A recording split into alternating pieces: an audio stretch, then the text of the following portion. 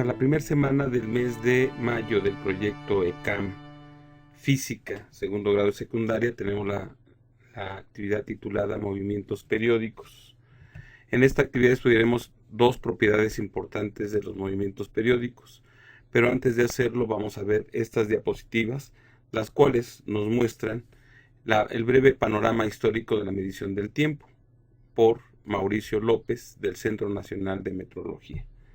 Veamos que aquí en esta representación gráfica me aparece una medición del tiempo en los últimos 400 años y vemos que efectivamente para medir el tiempo iniciamos con el péndulo, fue el primer instrumento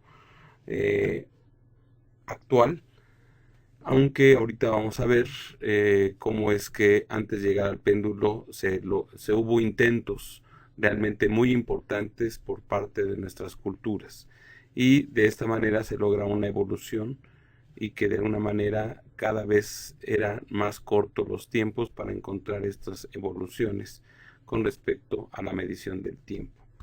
Tenemos aquí que obviamente el tiempo fue observado por nuestros antepasados y con ellos hacían referencia dependiendo del movimiento de los astros. Hay vestigios donde realmente hay observaciones astronómicas y notamos con mucha precisión que tenían nuestros antepasados para poder medir el tiempo, y eso les servía de alguna manera para las observaciones meteorológicas y en este caso favorecer el cultivo.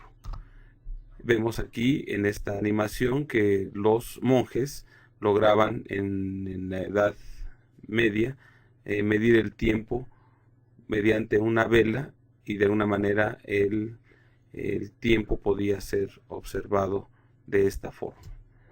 Tenemos igual que después hubo intentos con la forma hidráulica y que de esa manera poder medir también el tiempo. Y una medición importante fue la medición solar, relojes de sol que de alguna manera permitían ver y observar dependiendo de la estación, tenía ciertas marcas este tipo de reloj. Y tenemos los relojes de arena, los cuales de alguna forma medían con el tiempo en forma cronómetra, ya que la caída de la arena es muy constante y de alguna manera proporcional con respecto al tiempo. Tenemos igual que después hubieron los engranes y después de esa manera se inventan los relojes. Pero el péndulo es el origen donde Galileo utiliza esta oscilación muy simple y que le encuentra la expresión matemática, la cual les sugerimos que la anoten, donde el periodo es igual a 2pi por la raíz cuadrada de la longitud del cociente, la raíz cuadrada del cociente de la longitud entre la gravedad. Y esta fórmula nos va a servir para poder llenar nuestra actividad que vamos a realizar ahorita a continuación.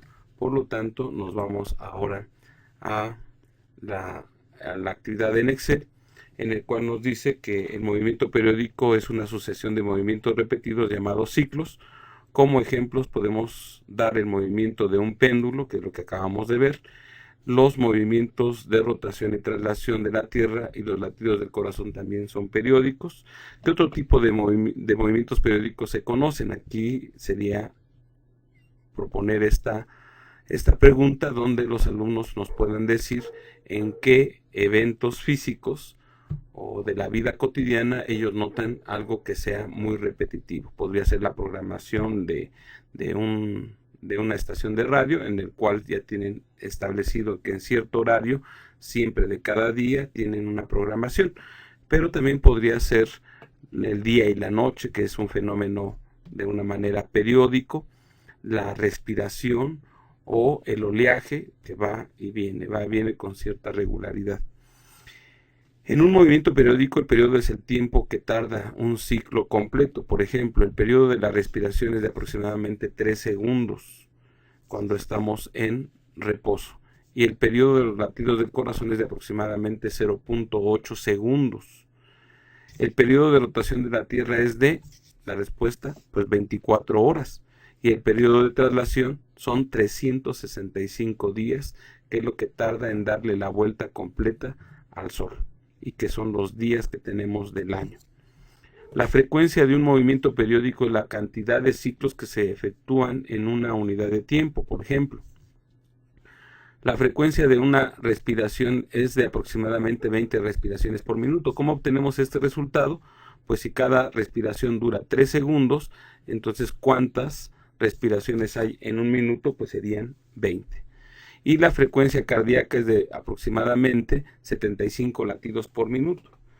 Por lo tanto, la frecuencia de un movimiento es la cantidad de ciclos que se efectúan en una cierta unidad de tiempo. Y si en este caso la unidad de tiempo es el minuto, pues lo tenemos ahí. Pero en este caso la frecuencia de rotación de la Tierra es de cuántas vueltas por día, pues una lo hace sobre su propio eje, y la frecuencia de la traslación de la Tierra es de una vuelta por año.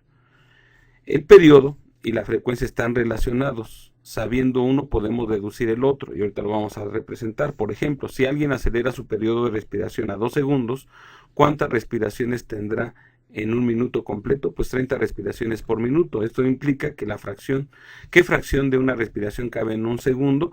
Pues sería media respiración por segundo. Y de esa manera podríamos ir contestando lo que aparece en la página 94, y que de alguna manera esto está relacionado con cuántas respiraciones hay en cierta unidad de tiempo. Por lo tanto, una es el periodo y la otra es la frecuencia.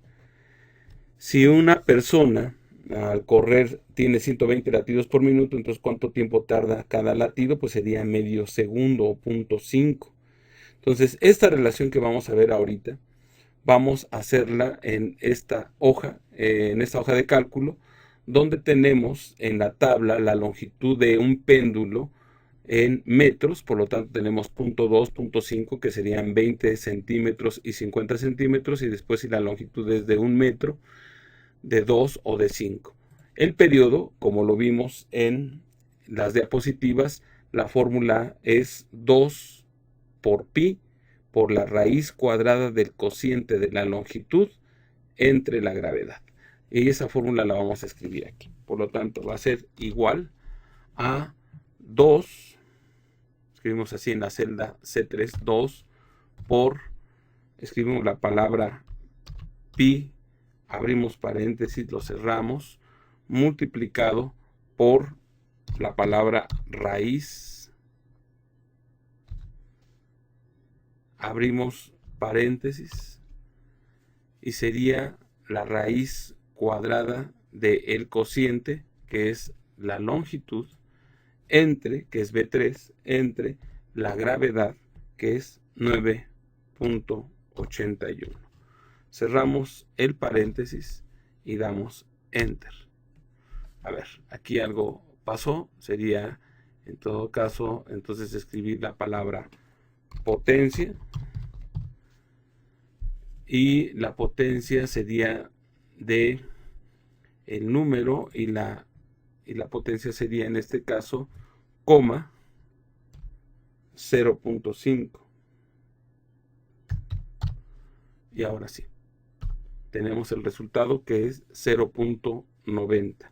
Entonces la fórmula es la siguiente, esta que tenemos aquí marcada. Hay que tener mucho cuidado para introducirla y obtener el resultado. Ya que lo tenemos, lo seleccionamos y le damos doble clic, y obtendríamos entonces el periodo. Quiere decir que entre más largo es el péndulo, mayor es el periodo por segundo. Y es lógico, porque el recorrido es mayor. Y la frecuencia por segundo, que son los ciclos por segundo, es cuántas veces cabe un periodo en un segundo. En este caso, si nos damos cuenta que si es 0.9 dura en un segundo, entonces quiere decir que va a caber un poquito más de un ciclo por segundo. Y eso lo obtenemos porque es igual a 1 entre C3, que es el periodo. Obtenemos el resultado y es 1.11. Lo seleccionamos y con la cruz negrita le damos doble clic.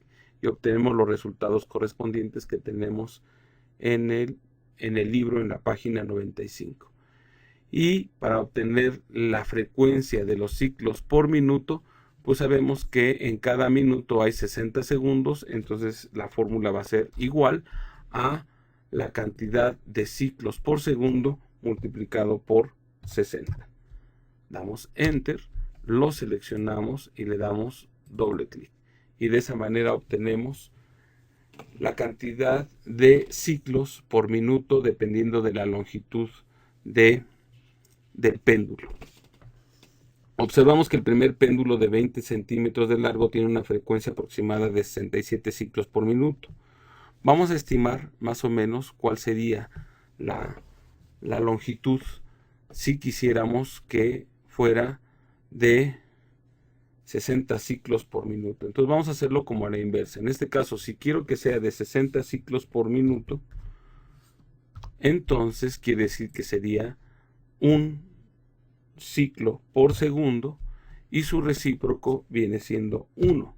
Entonces esto facilita un poco las cosas porque estos valores de alguna manera estarían sencillos, y para obtener la longitud lo único que tendríamos que hacer sería un despeje, donde despejando en la fórmula tendríamos que la longitud va a ser igual a en este caso el periodo dividido entre 2pi, y eso sería elevado al cuadrado, y todo multiplicado por la gravedad. Entonces tenemos que para calcular la longitud sería igual a la gravedad, que es 9.81 multiplicado por la potencia, abrimos paréntesis, del periodo, que lo tenemos en C8, sería C8, entre paréntesis 2 por la palabra pi, paréntesis abierto, paréntesis cerrado, cerramos paréntesis, coma, elevado al cuadrado. Cerramos paréntesis y lo tenemos completo y damos Enter. Y veríamos que la longitud del péndulo para que tenga 60 ciclos por minuto tendrá que ser de 24.85 centímetros o punto, y esta cantidad que tenemos aquí marcada. Esa sería. Analiza los resultados de la tabla anterior y contesta, ¿qué le pasa a los valores de la frecuencia cuando aumenta el periodo de oscilación? En este caso, disminuye. Entonces son inversamente proporcionales. Si nosotros quisiéramos representar gráficamente, vamos a hacerlo. Insertar gráfica de dispersión, cuarta opción.